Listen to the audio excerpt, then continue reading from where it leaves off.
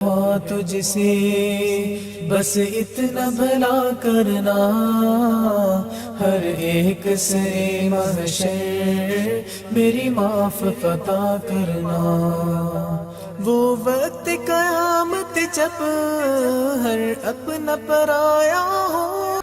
ناظرین گرامی، السلام علیکم ورحمۃ اللہ وبرکاتہ۔ میں ہوں آپ کا میزبان انصار عزیز ندوی، اور آپ اس وقت سیدھی بات کے جاری پروگرام پیغام فرقان کی 27ویں قسط ملاحظہ فرما رہے ہیں۔ ناظرین، سورہ بقرہ کی آیت 14 بھی منافقین کی خصلتوں کا ہی احاطہ کرتی ہے، جیسا کہ میں نے گزشتہ قسط میں اس بات کا تذکرہ کیا تھا۔ ہم پہلے اس آیت کی ایک بار تلاوت کرتے ہیں، ساتھ ہی اس کے الفاظ کے انفرادی معانی اور ترجمہ بھی پیش کرتے ہیں، تاکہ قرآنی الفاظ آپ کے ذہن نشین ہوتے رہیں۔ اعوذ باللہ من الشیطان الرجیم، بسم اللہ الرحمن الرحیم۔ وَإِذَا لَقُوا الَّذِينَ آمَنُوا قَالُوا آمَنَّا وَإِذَا خَلَوْا إِلَى شَيَاطِينِهِمْ قَالُوا إِنَّا مَعَكُمْ إِنَّمَا نَحْنُ مُسْتَهْزِئُونَ۔ مکمل ترجمہ اس کا ہے، اور یہ لوگ جب مؤمنوں سے ملتے ہیں تو کہتے ہیں کہ ہم ایمان لے آئے ہیں، اور جب اپنے شیطانوں میں جاتے ہیں تو ان سے کہتے ہیں کہ ہم تمہارے ساتھ ہیں، اور پیروان محمد صلی اللہ علیہ وسلم سے تو ہم ہنسی کیا کرتے ہیں، مذاق کیا کرتے ہیں۔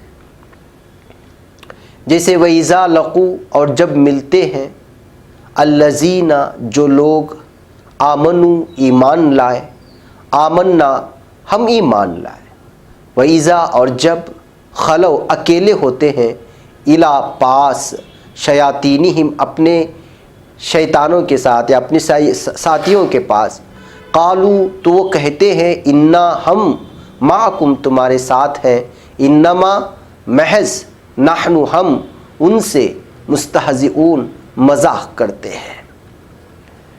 ناظرین، مطلب یہ ہے کہ یہ بدباطن مسلمانوں کے پاس آ کر اپنی ایمان دوستی اور خیرخواہی ظاہر کر کے انہیں دھوکے میں ڈالنا چاہتے ہیں، تاکہ مال و جان کا بچاؤ بھی ہو جائے، بھلائی اور غنیمت کے مال میں حصہ بھی قائم ہو جائے۔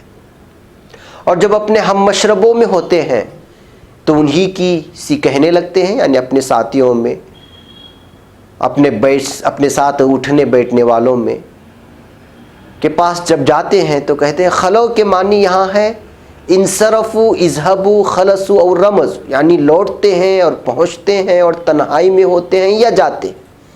انصرفوا، اذهبوا، خلصوا اور رمزوا، ان معنی میں آتے ہیں۔ پس خلو، جو کہ الا کے ساتھ متعدی ہے، اس کے معنی لوٹ جانے کے لیے، یعنی جب وہ لوٹ جاتے ہیں، فعل مضمر اور ملفوظ دونوں پر یہ دلالت کرتا ہے۔ بعض کہتے ہیں الا معنی میں ہے مع کی، یعنی ساتھ کا مترادف ہے، مگر اول ہی ٹھیک ہے۔ ابن جریر کے کلام کا خلاصہ بھی یہ ہے کہ شیاطین سے مراد رؤساء، بڑے اور سردار ہیں، جیسے یہودی علماء اور سرداران کفار، سرداران قریش و منافقین۔ شیاطین جو اس آیت میں لفظ استعمال ہوا ہے، اس سے مراد رؤساء، یعنی کہ سردار، بڑے لوگ قوم کے، جیسے یہودی علماء ہوتے ہیں اور سرداران کفار اس زمانے میں ہوا کرتے تھے، یا پھر سرداران قریش و منافقین۔ حضرت ابن عباس رضی اللہ تعالی عنہ اور ابن مسعود رضی اللہ تعالی عنہ اور دیگر صحابہ رضی اللہ تعالی عنہم اجمعین کا قول ہے کہ یہ شیاطین ان کے امیر، امراء اور سرداران کفار تھے، اور ان کے ہم عقیدہ لوگ بھی۔ شیاطین یہود بھی ہو سکتے ہیں۔ انہیں پیغمبری کے جھٹلانے اور قرآن کی تکذیب کرنے کا مشورہ دیا کرتے تھے، یعنی کہ یہ منافقین جب آپس میں بیٹھتے تھے تو وہ لوگ، ان لوگوں کا ایک الگ ہی حلقہ بن جاتا تھا۔ تو ظاہر سی بات ہے کہ جب مسلمانوں کے ساتھ ہوتے تو ان کے ساتھ ان کی باتیں کرتے تھے اور ان کے ساتھ ہونے کی بات کرتے تھے، جب ان کی مجلس سے لوٹ کر کے آتے اور پھر سرداران قریش یا کفار مکہ یا یہودی علماء سے ان کی ملاقات ہوتی تو وہ کہتے کہ بھائی ہم تو صرف مسلمانوں کے ساتھ مذاق کرنے کے لیے بیٹھے تھے، ایسے ہی بیٹھے تھے، اصل تو ہم آپ کے ساتھ ہیں۔ حضرت مجاہد کہتے ہیں کہ شیاطین سے مراد ان کے وہ ساتھی ہیں جو یا تو مشرک تھے یا منافق۔ حضرت قتادہ فرماتے ہیں اس سے مراد وہ لوگ ہیں جو برائیوں میں اور شرک میں ان کے سردار تھے۔ ابو العالیہ سدی ربیع ابن انس بھی یہی سب تفسیر کرتے ہیں۔ امام ابن جریر فرماتے ہیں ہر بہکانے اور سرکشی کرنے والے کو شیطان کہتے ہیں، چاہے جنوں میں سے ہو یا چاہے جنوں میں سے ہو یا پھر انسانوں میں سے۔ قرآن میں بھی آیت شیاطین الانس والجن آیا ہے۔ حدیث شریف میں ہے کہ ہم جنوں اور انسانوں کے شیطانوں سے اللہ تعالیٰ کی پناہ مانگتے ہیں۔ حضرت ابو ذر رضی اللہ تعالیٰ عنہ نے پوچھا یا رسول اللہ کیا انسان کے شیطان بھی ہے؟ آپ نے فرمایا ہاں، جب یہ منافق مسلمانوں سے ملتے تو کہتے ہیں ہم تمہارے ساتھ ہیں، یعنی جیسے تم ہو ویسے ہی ہم ہیں، اور جب اپنوں کے پاس ہوتے ہیں تو کہتے ہیں کہ ہم تو ان کے ساتھ ہنسی مذاق کرتے ہیں۔ حضرت ابن عباس رضی اللہ تعالیٰ عنہ، ربیع ابن انس اور قتادہ کی یہی تفسیر ہے۔ اللہ تعالیٰ ان کو جواب دیتے ہوئے ان کی اس مکروہ فعل کے مقابلے میں فرماتا ہے کہ اللہ تعالیٰ بھی ان سے ٹھٹا کرے گا اور انہیں ان کی سرکشی میں بہکنے دے گا۔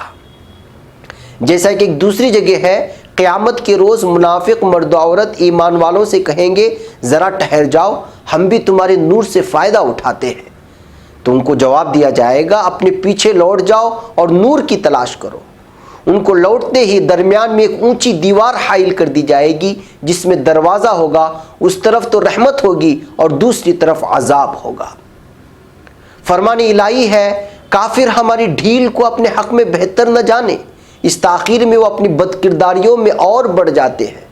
یعنی کہ جب اللہ تعالیٰ کوئی ڈھیل دے آپ لوگوں کو، یعنی کفار کو ڈھیل تو دے ہی رہا ہے جو اللہ تعالیٰ کے ساتھ شرک کرتے ہیں، تو وہ کہنا چاہ رہا ہے، اللہ تعالیٰ یہ کہہ رہا ہے کہ اگر ہم اس کو ڈھیل دے رہے ہیں تو یہ مت سمجھیں کہ ان کے ساتھ ہے، بلکہ ان کی بد کرداریوں میں اور بھی اضافہ ہوتا چلا جائے گا۔ بس قرآن میں جہاں استہزاء، مسخریت یعنی مذاق، مکر، دھوکے کے الفاظ آئے ہیں، وہاں یہی مراد ہے کہ اللہ تعالیٰ بھی ان کو دیکھ لے گا، یعنی ان کے اس اعمال کا، ان کے اس خصلتوں کا بدلہ دے گا۔ اس تاخیر میں وہ اپنی یہی مراد ہے۔ یہاں پر ایک اور جماعت کہتی ہے یہ الفاظ صرف ڈانٹ ڈپٹ اور تنبیہ کے طور پر استعمال کیے گئے ہیں، ان کی بد کرداریوں اور کفر و شرک پر انہیں ملامت کی گئی ہے۔ اور دیگر مفسرین کہتے ہیں یہ الفاظ صرف جواب میں لائے گئے ہیں، جیسے کوئی بھلا آدمی کسی مکار کے فریب سے بچ کر اس پر غالب آ کر کہتا ہے کہ کہو میں نے کیسا فریب دیا، حالانکہ اس کی طرف سے فریب نہیں ہوتا۔ اسی طرح تیسری سورت آل عمران آیت میں اللہ تعالیٰ فرماتا ہے وَمَكَرُوا وَمَكَرَ اللَّهُ وَاللَّهُ خَيْرُ الْمَاكِرِينَ، یعنی پھر بنی اسرائیل مسیح کے خلاف خفیہ تدبیریں کرنے لگے، یعنی حضرت عیسیٰ علیہ السلام کے خلاف۔ جواب میں اللہ نے بھی اپنی خفیہ تدبیر کی، اور ایسی تدبیروں میں اللہ سب سے بڑھ کر کے ہے، یعنی کہ جو لوگ مکر کرتے ہیں اس کی دین کے خلاف یا اس کے فیصلوں کے خلاف تو وہ کرتے ہی ہیں، لیکن اللہ تعالیٰ بھی اپنا منصوبہ بنا لیتا ہے۔ اور دوسری سورہ بقرہ کی 15ویں آیت میں بھی ہے اللہ یستہزئ بہم ویمدہم فی طغیانہم یعمہون، یعنی اللہ ان سے مذاق کر رہا ہے، وہ ان کی رسی دراز کیے جاتا ہے اور یہ اپنی سرکشی میں اندھوں کی طرح بھٹکتے چلے جاتے ہیں، ورنہ اللہ کی ذات مکر اور مذاق سے پاک ہے۔ مطلب یہ ہے کہ ان کا فن فریب انہی کو برباد کرتا ہے۔ ان الفاظ کا یہ بھی مطلب بیان کیا گیا ہے کہ اللہ ان کی ہنسی، دھوکہ، تمسخر اور بھول کا ان کو بدلہ دے گا، تو بدلے میں بھی وہی الفاظ استعمال کیے گئے ہیں۔ دونوں لفظوں کے دونوں جگہ معنی جدا جدا ہیں۔ جی ہاں ناظرین، اس سلسلے کو ہم اگلی قسط میں آگے بڑھائیں گے۔ آج کے ہماری اس قسط کا وقت ہو چکا ہے۔ پیغام فرقان پروگرام کو آپ پابندی کے ساتھ دیکھتے رہیں اور اپنے رشتہ داروں اور احباب میں بھی اس کو شیئر فرمائیں تاکہ پیغام خداوندی سے سب کے سب یکساں طور پر فیضیاب ہو سکیں، اور اپنا ڈھیر سار خیال رکھیں۔ اپنے اگلے پروگرام تک اپنے میزبان انصار عزیز کو اجازت دیں۔ السلام علیکم ورحمۃ اللہ وبرکاتہ۔ رب ہے دعا تجھ سے بس اتنا بھلا کرنا، ہر ایک سے محشر میری معاف عطا کرنا۔ وہ وقت قیامت جب ہر اپنا پرایا ہو،